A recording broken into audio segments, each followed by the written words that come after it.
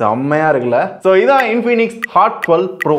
இது யாருக்காக அப்படின்னா லோ பட்ஜெட்ல எனக்கு 8GB RAM 128GB இன்டர்னல் அந்த மாதிரி நிறைய ஸ்டோரேஜ் வேணும்னு கேட்பாங்கல்ல, அந்த மாதிரி ஆட்களுக்கு தான் இந்த போன்.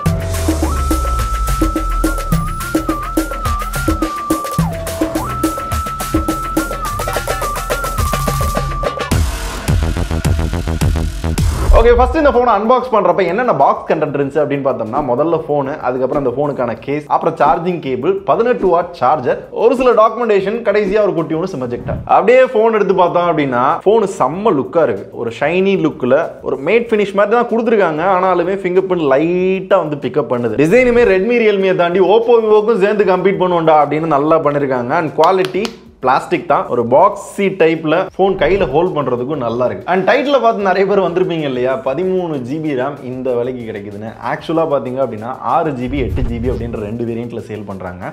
6GB வேரியன்ட்ல எக்ஸ்ட்ரா 3GB உங்களால விர்ச்சுவல் RAM யூஸ் பண்ணிக்க முடியும். 8GB வேரியன்ட்ல எக்ஸ்ட்ரா 5GB வரையும் உங்களால விர்ச்சுவல் RAM யூஸ் பண்ணிக்க முடியும். இன்டர்னலுமே 6GB வேரியன்ட்ல பாத்தீங்கன்னா 64GB இன்டர்னல் கொடுத்திருப்பாங்க. 8GB வேரியன்ட்ல பாத்தீங்கன்னா 128GB இன்டர்னல் கொடுத்திருப்பாங்க. அது மேட்டர் இல்ல, UFS 2.2 இருக்கு. இன்கேஸ் ஸ்டோரேஜும் பத்தல அப்படின்னா 2+1 ஸ்லாட் கொடுத்திருக்காங்க. மெமரி கார்டும் போட்டுக்கலாம். சோ ஸ்டோரேஜ்க்காக ட்ரை பண்றீங்க அப்படின்னா உண்மையிலே ஒன் ஆஃப் த பெஸ்டா இருக்கும். ஆனா டிஸ்ப்ளே ஃபுல் ஹெச்டி கிடையாது, HD+ தான். 90 Hz ரெஃப்ரெஷிங் ரேட் இருக்கு, 180 Hz டச் சாம்பிளிங் கொடுத்திருக்காங்க, 480 nits பிரைட்னஸ் இருக்கு, 99% sRGB கலர் கமெண்ட் இருக்கா. இவங்க சொல்றபடி டிஸ்ப்ளே வேற லெவலா இருக்கணும். ஆக்சுவலா எனக்கு ஃபர்ஸ்ட் இம்ப்ரஷன்ல யூஸ் பண்றப்பையும் சரி பார்க்கறப்பையும் டீசென்ட்டா இருக்கு. ஸ்டார் வேல்யூ ஹெட்டுக்கு பாத்தீங்க அப்படின்னா 0.88 இருக்கு, அண்ட் பாடிக்கு பாத்தீங்க அப்படின்னா 0.90 இருக்கு. எனக்கு இன்னொரு விஷயம் என்ன பிடிச்சிருக்கு அப்படின்னா சைட் மவுண்ட் இல்லாம பின்னாடி ஃபிங்கர் பிரிண்ட் சென்சார் கொடுத்திருக்காங்க. ஃபாஸ்டா இருக்கு, அண்ட் ஃபேஸ் அன்லாக்கும் ஃபாஸ்டாவே இருக்கு. அப்புறம் நிறைய பேருக்கு இந்த கேமரா வந்து கண்ணை உறுத்திக்கிட்டு இருக்கும். 3 கேமரா கொடுத்திருக்காங்க, பெருசா வேற இருக்கு. என்ன இருக்கு அப்படின்னு கேட்டீங்கன்னா 50 மெகாபிக்சல் AI டூயல் கேமரா, அதாவது 50 megapixel main camera f1.6 aperture சைஸ்ல.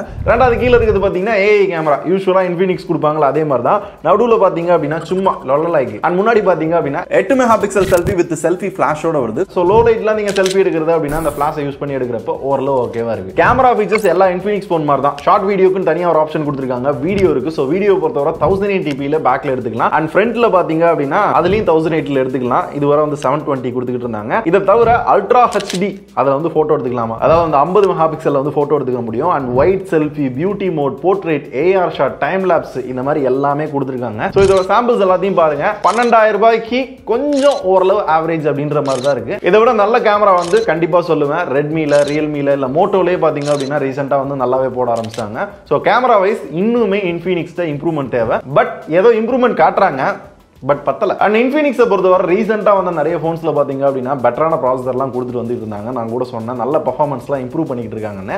இங்கேயும் இருக்கு. பட் 12,000 ரூபாய் போனுக்கு ஏத்தாப்புல இருக்கா அப்படின்னு கேட்டீங்கன்னா இல்ல. ஒரு 8,000 9,000 ரேஞ்சுக்கு இந்த ப்ராசஸர் கொடுத்தாங்கன்னா ஓகே. 12,000 ரூபாய்க்கு பெட்டரா எல்லாருமே எதிர்பார்ப்போம்.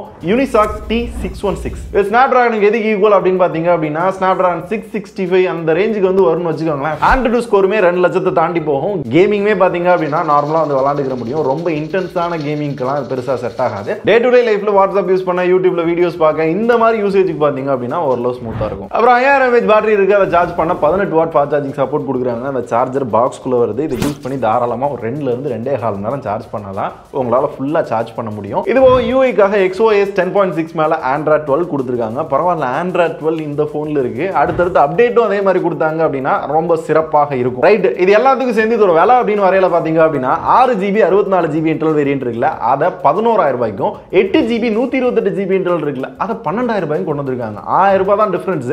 2GB ரேமும் கிடைக்குது, 64GB எக்ஸ்ட்ரா ஸ்டோரேஜும் கிடைக்குது. அதனால தான் நான் ஸ்டார்டிங்லேயே சொன்னேன் உங்களுக்கு ஸ்டோரேஜ் தான் முக்கியம், லோ பட்ஜெட்டா இருக்கணும் அப்படின்னு நினைக்கிறீங்க அப்படின்னா 8GB 128GB இன்டர்னல்லாம் பாத்தீங்க அப்படின்னா இந்த பட்ஜெட்ல கிடைக்கிறது கொஞ்சம் ரேர். ஒரு சில மாடல்ல இருக்கலாம்.